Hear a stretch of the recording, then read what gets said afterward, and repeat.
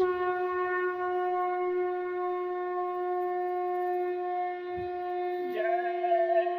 गुरुदेव। जय गुरुदेव।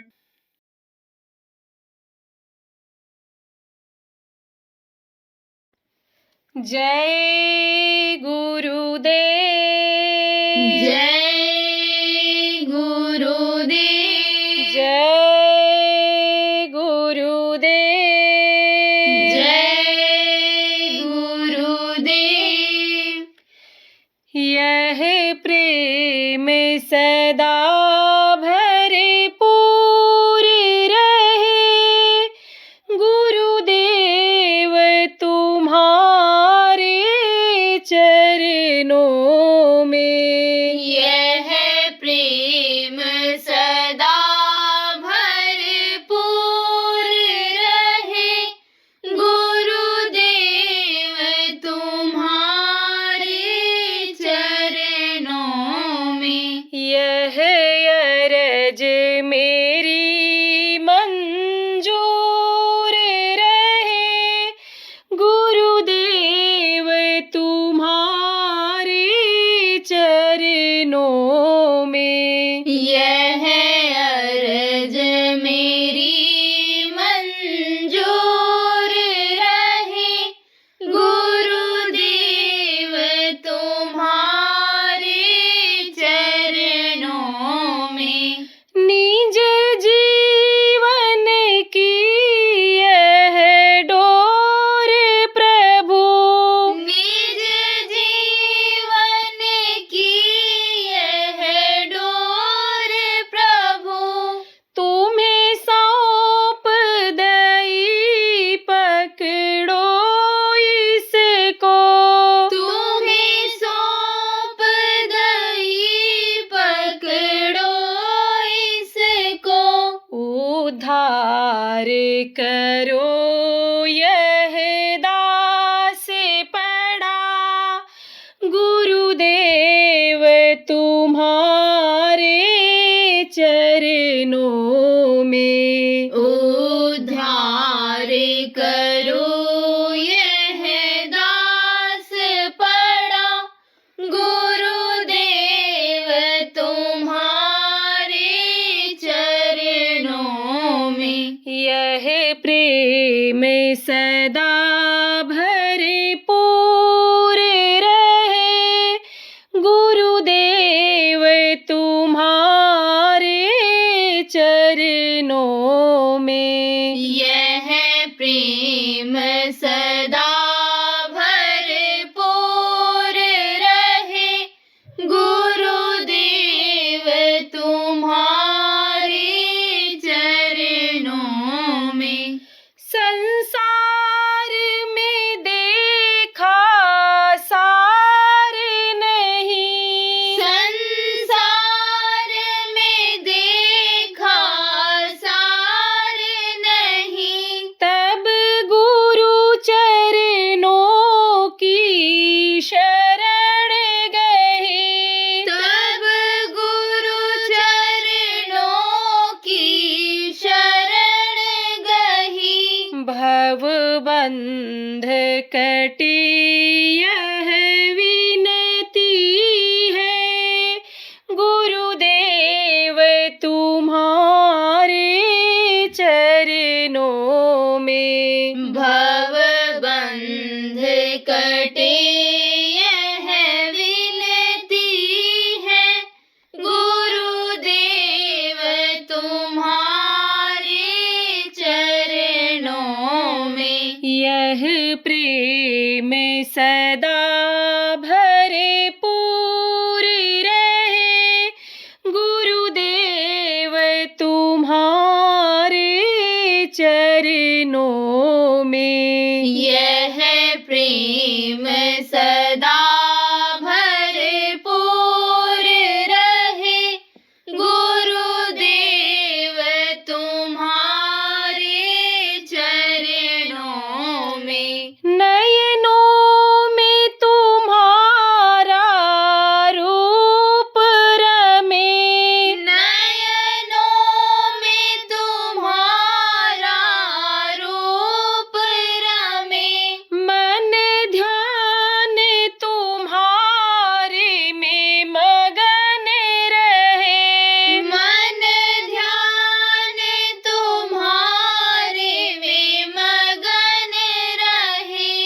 तन अर्पित तब सेवा में रहे, गुरुदेव तुम्हारे चरणों में। तन अर्पित तब सेवा में रहे, गुरुदेव तुम्हारे चरणों में। यह प्रेम सदा भरपूर रहे, गुरुदेव तुम्हारे चरणों में। यह प्रेम सदा भरपूर रहे, गुरुदेव तुम्हारे चरणों में। जो शब्द मेरे मुख से निकले, जो शब्द मेरे मुख से निकले, मेरे नाथ उन्हें समझे पिघले। मेरे नाथ उन्हें समझे पिघले। मेरे भाव सदा ऐसे ही रहे, गुरुदेव तुम्हारे चरणों में। मेरे भाव सदा ऐसे ही रहे, गुरुदेव तुम्हारे चरणों में। यह प्रेम सदा भरपूर रहे, गुरुदेव तुम्हारे चरणों में। यह प्रेम सदा भरपूर रहे, गुरुदेव तुम्हारे चरणों में। यह अरज मेरी मंजूर रहे, गुरुदेव तुम्हारे चरणों में। यह अरज मेरी मंजूर रहे, गुरुदेव तुम्हारे चरणों में। जय गुरुदेव। जय गुरुदेव।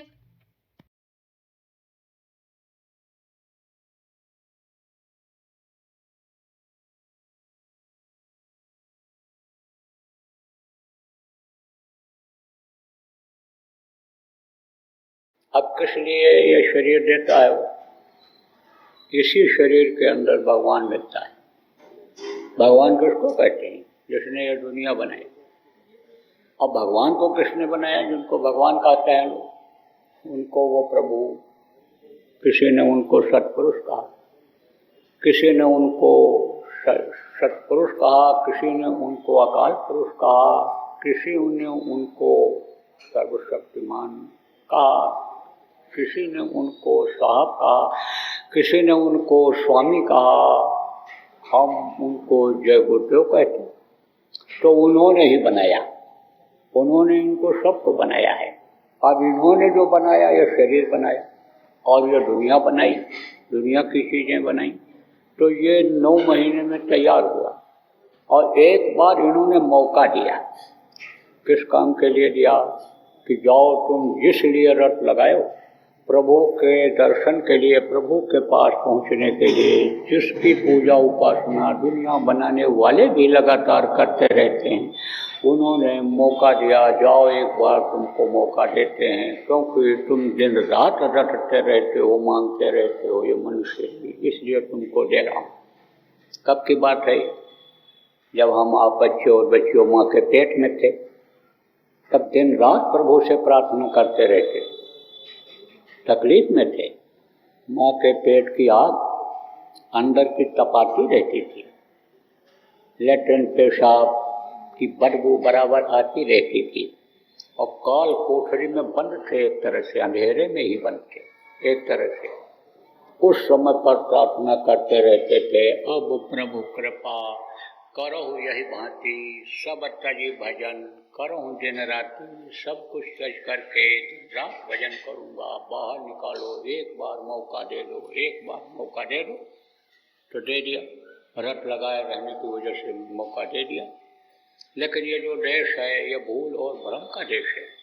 देखो भूल जाते हो, सुबह कोई काम किया शाम को भूल गए, कोई अच्छा बुरा किया उसको भी भूल जाते हो। आप ये समझो कल करते हो, कल जो किया वो भूल गया, कुछ दिन के बाद फिर भूल जाता है। बुढ़ापे में तो और ज़्यादा भूल होती है, अपना घर तक बुढ़े लोग भूल जाते हैं बाहर निकलने के बाद जब लौटना होता है।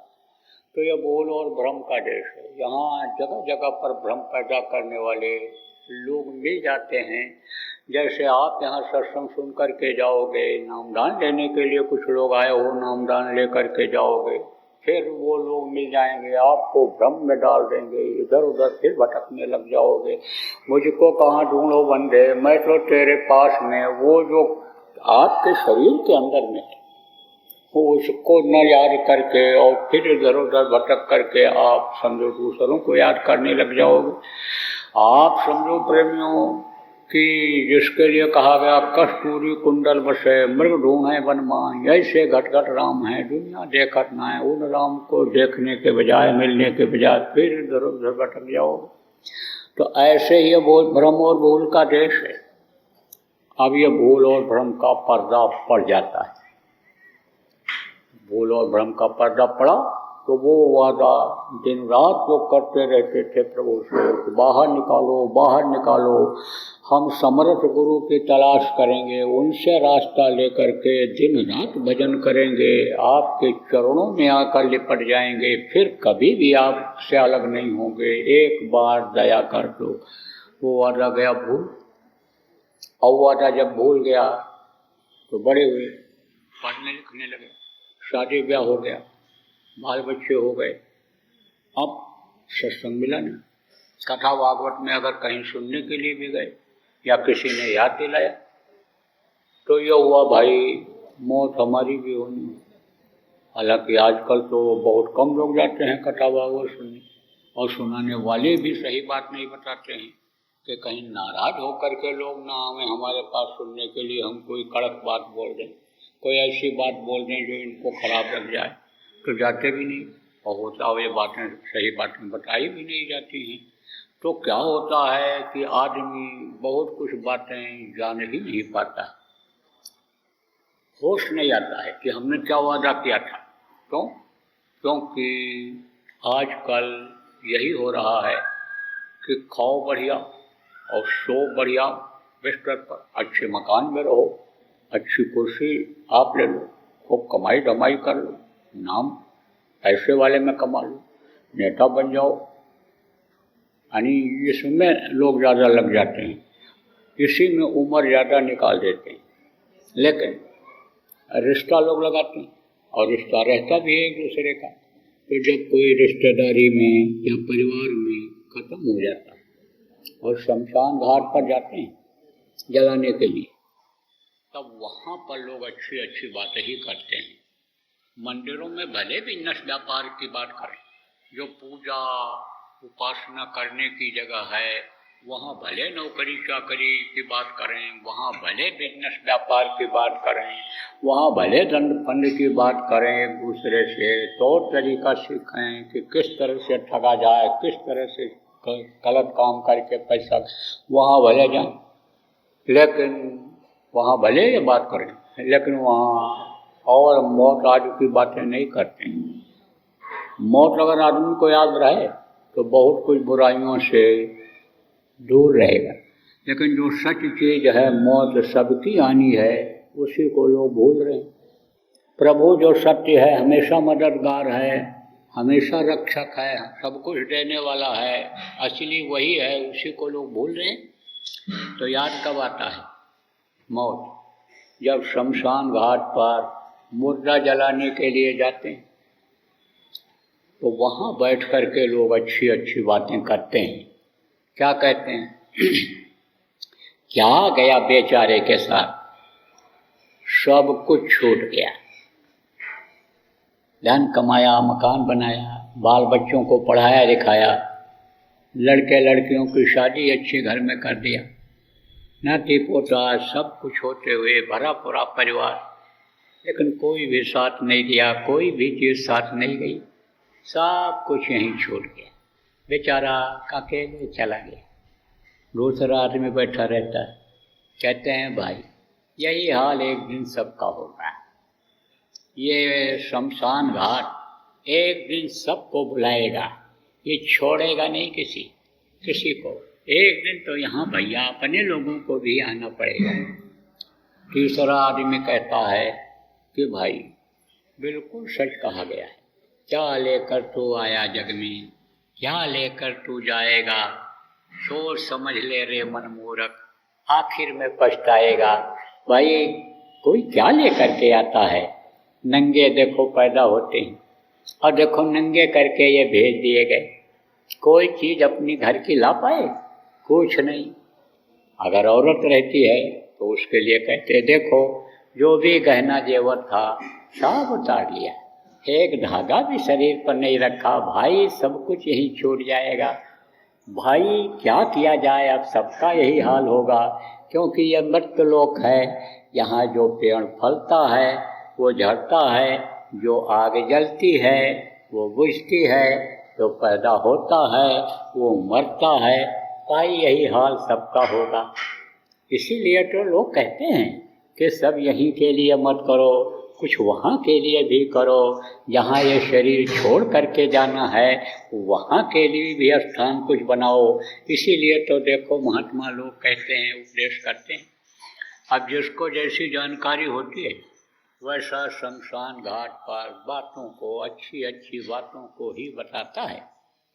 और नौजवान क्या करता है, बैठा सब सुनता रहता है, क्योंकि और कोई बात वहाँ होती नहीं है। और अगर कोई बात कोई कुछ करने भी लगे तो बूढ़े बुजुर्ग लोग रोक देते हैं कि देखो हंसी मजाक वाली कोई बात नहीं, कोई और बात नहीं यहाँ पर होगी। तो वो नौजवान भी बैठे बेचारे सुनते रहते हैं। तो नौजवान सुनता रहता है, सोचता है भाई करना तो चाहिए कुछ वहाँ के लिए, और नहीं तो ये वास्तव में दिन रात रूपी जो ये चूहे हैं ये उम्र को काट करके ख़त्म कर दे रहे हैं। ये बिल्कुल सत्य है कि अब परिवर्तनशील संसार है, यहाँ बदलाव होता रहता है, यहाँ तारीख बदलती रहती है, दिन बदलता रहता है, साल बदलता रहता है यहाँ पर। तो यहाँ भाई देखो बचपना था, जवानी आई, और ये जवानी भी चली जाएगी, बुढ़ापा आ जाएगी, और बुढ़ापा आकर के कभी भी नहीं जाएगी, और फिर बुढ़ापा जीवन को लेकर के जाएगी, जीव को लेकर के जाएगी, मरना पड़ेगा भाई। तो कुछ करना चाहिए।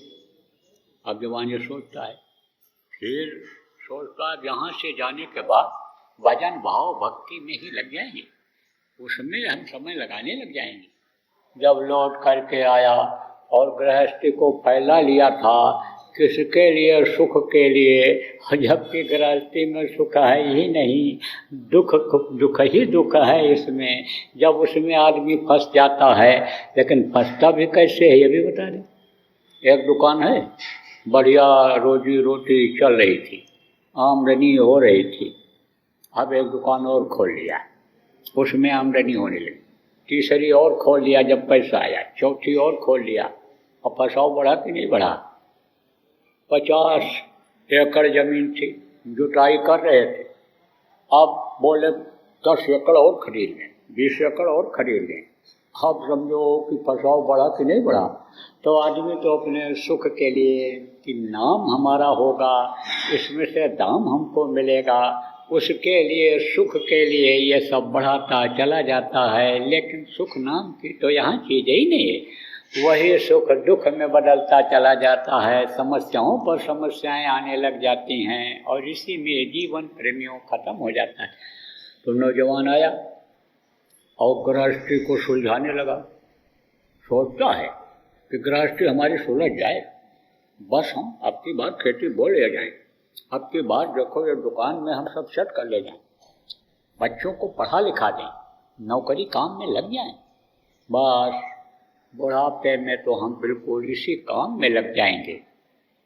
जवानों का साथ मिला, जवानों ने देखा, जवानों ने कहा अरे अभी तो तुम्हारी खाने पीने मौज मस्ती की उम्र है, तुम क्यों इसमें अभी फंस गए, ये तो बुढ़ापा में होता है काम। और बुढ़ापे में कहीं कुछ हो पड़ रहा है? कुछ नहीं, हाथ पैर आँख कान सब ढीले हो जाते हैं। मैं भी बुढ़ापा झेल रहा हूँ, इसलिए समझ लो जब जवान थे, जैसे तुम लोग जवान हो बच्चों हो, ऐसे जब मैं था तो मेरे भी समझ में कुछ कम आता, अब पता चला है। और बुढ़ापा तो एक दिन आती है, और जब बुढ़ापा आती है तब समझो फिर लेकर ही जाती है आदमी को, फिर तो शमशान घाट पर पहुंचाती ही है। फिर तो कितना बढ़िया मकान कोई बना ले, लेकिन उसी मकान से परिवार के लोग उसको बाहर निकालते ही निकालते हैं। कितनी भी सेवा करते रहे बुढ़े की, लेकिन जब पिंजरे से पंछी उड़ता है, इस शरीर से जीवात्मा निकलती है, जब प्राण इससे बाहर होते हैं तब समझो सब लोग यही कहते हैं कि अब ले जाओ शमशान। सुंदर देह पड़ी रही, निकस गए जब प्राण, सब कोई यूं कहते हैं अब ले जाओ मसान। इसी शरीर को, हीरा जैसी काया को, देव दुर्लभ शरीर को सब लोग मिट्टी कहने लगते हैं। इतने आदमी यहाँ बैठे हो, अभी किसी के शरीर के ऊपर हाथ रख करके कोई कहे कि यह तुम्हारा मिट्टी है, तो अगर ज़बरदस्त होगे तो मारोगे उसको, और कमज़ोर पड़ोगे उससे तब अंदर अंदर बोलोगे दिखाई नहीं पड़ता इसको, मोतियाबिंद हो गया है आदमी। अरे कुछ लोगों को रात में नहीं दिखाई पड़ता है या दिन में नहीं देखता है, बताओ इसको मिट्टी कह रहा है। लेकिन प्राण निकलने के बाद, जीवात्मा के निकलने के बाद इस शरीर को लोग मिट्टी ही कहते हैं। तो अब आप ये समझो कि फिर इसी गृहस्थी को सुलझाने में लग जाता है जवान आदमी। अब यह गृहस्थी आज तक किसी की सुलझी? किसी की नहीं सुलझी। अब कहोगे भाई रहना तो गृहस्थी में ही, बात सही है।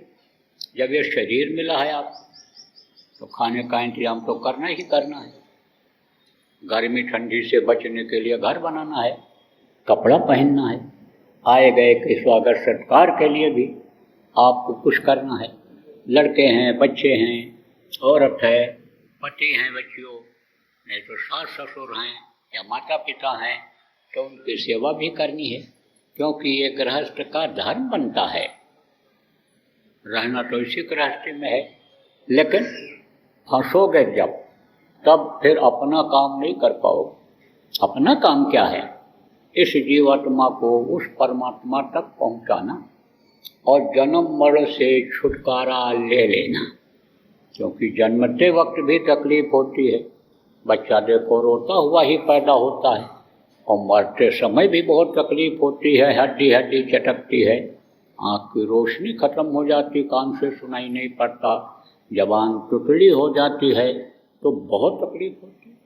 और जो अपने खाने पीने और मौज मस्ती में ही अपने शरीर को पूरी जिंदगी लगाए रहते हैं, इस शरीर से पाप करते रहते हैं, शरीर के सुख खाने पीने के लिए, मान सम्मान इज्जत पाने के लिए, पैर छुआने के लिए जो लगे रहते हैं पूरी जिंदगी, उनके आत्मा को तो यमराज के दूत आते हैं, मार मार करके निकालते हैं, झुलसा झुलसा करके निकालते हैं, तो उनका लैट्रिन और पेशाब तक हो जाता है। तो बड़ी तकलीफ होती है, बड़ा कष्ट होता है। जन्मत तो मर असह्य दुख हुई, असह्य दुख होता है। तो रहना तो इसी में है, लेकिन इसके शरीर का रहते रहते इसमें फंसना नहीं है, अपना काम बना लेना है। धाम अपने चलो भाई, पराये देश नहीं फंसना। ये पराया देश है, पराया देश एक दिन छोड़ना पड़ता है, या मृत्यलोक एक दिन छोड़ना पड़ता है, या मनुष्य शरीर एक दिन छोड़ना पड़ता है। और मनुष्य शरीर के लिए किया हुआ सब काम, चाहे घर मकान हो, चाहे हाथी घोड़ा हो, चाहे गाड़ी घोड़ा हो, चाहे रुपया पैसा हो, यह सब छोड़ना पड़ता है। एक समय ऐसा आता है, तो रहना तो इसी में है, लेकिन फंसना नहीं है इसमें। आज तो आप जैसे कुछ लोग हो कि जो फंस जा रहे हो उसी में, वही दिखाई पड़ रहा है, लेकिन फंसे हुए हो, निकल नहीं सकते हो। कैसे, ये बता देते हैं आपको। एक कटोरे में आप शहद रख दो तो एक मक्खी आती है और कटोरे के ऊपर बैठ करके और खा करके उड़ करके चली जाती है, और दूसरी मक्खी आती है, कटोरे में कूद पड़ती है। शहद तो खूब खाती है, लेकिन उसके पंख फंस जाते हैं, निकल नहीं पाते। ऐसे ही फंस जा रहे हो, फिर इससे निकल नहीं पाओ। देखो, भगवान ने जितनी भी चीज़ें बनाई, किसके लिए बनाई? आदमी के लिए बनाई, फंसने के लिए नहीं बनाई, भोग के लिए बनाई। भोग योग के साथ भोग किया जाए तो समझो कि वो भोग फलदायी होता है। जैसे कहते हैं, एक नारी ब्रह्मचारी, एक आहारी सदा व्रतधारी। 2 रोटी का भोग रख करके खाए आदमी, 6 रोटी खाता है, 1 रोटी कम कर दे। थाली भर भात खाता है, थोड़ा कम खाए तो बीमारी नहीं आएगी। 2 बात बर्दाश्त कर ले तो लड़ाई झगड़ा नहीं हो, कोर्ट कचहरी में नहीं जाना पड़ेगा। घर में अगर औरत को गुस्सा आ जाए और आदमी चुप हो जाए, झगड़ा टल जाएगा। पुरुष को गुस्सा आ जाए, औरत चुप हो जाए, झगड़ा टल जाएगा। घर में किसी को गुस्सा आ जाए तो कोई बोले ही नहीं, तो थोड़ी देर में उसका गुस्सा खत्म हो जाएगा, क्योंकि ये आग है, तो आग जलती है तो बुझती है। ये गुस्सा क्या है? आग है। जैसे आग तकलीफ देती है, जलन पैदा करती है, जैसे आग नुकसान करती है, ऐसे गुस्सा नुकसान करता है। तो आपको समझने की ज़रूरत है कि ये चीज़ें जो बताई जाती हैं फ़ायदे की चीज़ें होती हैं। तो आपको प्रेमियों, मैं बता रहा था कि ये जो मृत्युलोक है, मृत्युलोक में जितनी भी चीज़ें बनाई भगवान ने, किसके लिए बनाई? मनुष्य के भोग के लिए बनाई, लेकिन फंसने के लिए नहीं बनाई। अब देखो, 24 घंटा आप किसी काम में लगे रहते हो, तो जब 24 घंटा इन्हीं कामों में लगे रहोगे, तब आप भगवान को कब याद करोगे? अरे भगवान को कब याद करोगे? इसलिए कम से कम 2 घंटा, 1 घंटा समय तो 24 घंटे में से उसको याद करने के लिए आपको निकालना ही चाहिए। और जब याद करोगे, जब उसको पुकारोगे और वो बोलेगा और वो मिलेगा आपको, तब इन चीज़ों के लिए, जिन चीज़ों के लिए आप दौड़ करके जाते हो, जल्दी नहीं मिलता है, वही मिलना आसान हो जाएगा। जो इच्छा कीन्ही मन माही, हर प्रताप कछ दुर्लभ नाही। देखो, पहले के समय में जिस चीज़ की इच्छा लोग करते थे, वो चीज़ हाजिर हो जाती थी। आप ये समझो प्रेमियों, अनुसूया की इच्छा करते ही ब्रह्मा विष्णु महेश छोटा बच्चा बन गए। और भी बता दें आप, जब शक्ति बाण लगा लक्ष्मण को, तो वैश्वसेन ने कहा कि लाना पड़ेगा संजीवनी बूटी। काफ़ी दूर था वो पहाड़, तो हुक्म हुआ कि हनुमान जाएंगे लाएंगे। तो हनुमान जी को उड़ के जाने को था, इच्छा की कि हम छोटे बन जाएं। तो कौन सी शक्ति उनके अंदर प्रकट हो गई? अणुमा शक्ति। जैसे वो छोटे हो गए, जब वहाँ पहुँचे तो पहचान में नहीं आई संजीवनी, तो बोले लो पहाड़ ही उठा करके लेते चल। अब पहाड़ कोई छोटा आदमी उठा पाएगा? कोई उड़ने वाला आदमी पहाड़ उठा पाएगा? और हवाई जहाज उड़ता है, लेकिन कोई ऐसा हवाई जहाज बना संसार में कि जो पहाड़ उठा करके ले आवे? नहीं बना। तो अब उसके लिए उनको भारी भरकम शरीर बनाना था, तब उन्होंने इच्छा किया। तो वो कौन शक्ति आ गई? गरिमा शक्ति। ये सिद्धियाँ हैं, अणुमा, गणमा, महिमा, लघुमा, वशीकरण, ये सब सिद्धियाँ हैं। तो अब आप ये समझो कि वो सिद्धि आ गई उनके अंदर, सिद्धि उनके अंदर प्रकट हो गई, भारी भरकम शरीर हो गया। अब पहाड़ जब उठा लिया तब उड़ने को था, फिर छोटे बने, फिर उड़ करके लाए, पहाड़ भी छोटा रहा, फिर यहाँ जब रखे फिर बड़ा कर दिया। तो आप ये समझो इच्छा शक्ति होती है। आपको और भी उदाहरण देकर समझा दें। राम भगवान जब चित्रकूट में ठहरे हुए थे तो भरत जी उनसे मिलने के लिए गए थे। तो भरद्वाज ऋषि एक थे, उनका आश्रम था, तो उनके यहाँ संदेशा भेजा, रात को हम आपके यहाँ रुकेंगे। तब उन्होंने सोचा भाई राजा भरत आ रहे हैं तो उनका स्वागत करना रहेगा। कोई साधु आ गया होता, जो रोटी मैं खाता वही वो भी खा लेते, हमारी चटाई पर सो जाता, लेकिन राजा भरत आ रहे हैं तो जस पूजा जाता है, जैसा देवता हो वैसी पूजा होनी चाहिए। इच्छा ही किया, तब तक रिद्धि सिद्धि आकर के खड़ी हो। रिद्धि सिद्धि किसको कहते हैं? रिद्धि सिद्धि प्रकट कर देती है सब चीज़ों को। जो इच्छा की नहीं मनवाई, जिस चीज़ की इच्छा करो वो चीज़ हाजिर कर देती है। आप ये समझो काम ध्यान कल्प वृक्ष ये सब सिद्धियाँ हैं। तो इच्छा करते ही रिद्धि सिद्धि आ गई और बोली हुकुम करिए। बोले भरत आ रहे हैं, उनके साथ फौज फाटा रहेगा, आदमी रहेंगे, उनका स्वागत हो जाए। एक एक राजमहल तैयार कर, उनके साथ जो भी लोग थे सब ने यही महसूस किया कि जैसे राजमहल में सोए हुए हों। तो आपको प्रेम समझने की जरूरत है। इच्छा शक्ति आ जाती है, शरीर के अंदर ताकत आ जाती है। कब?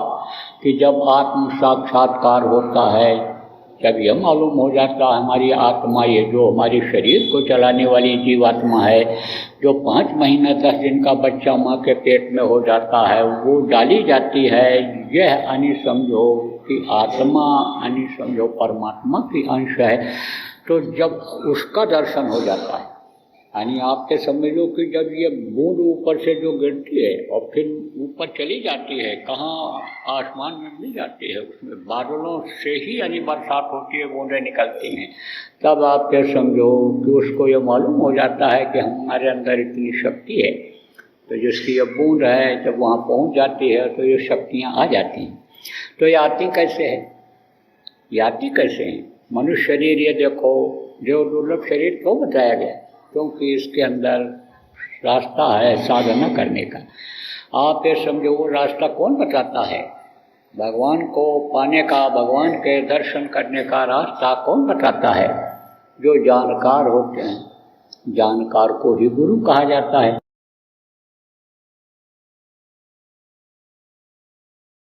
अब आप ये समझो कि अगर सुधार नहीं हुआ तो सतयुग तो समस्या आएगा, क्योंकि यह परिवर्तनशील संसार है, यहाँ बदलाव होता रहता है।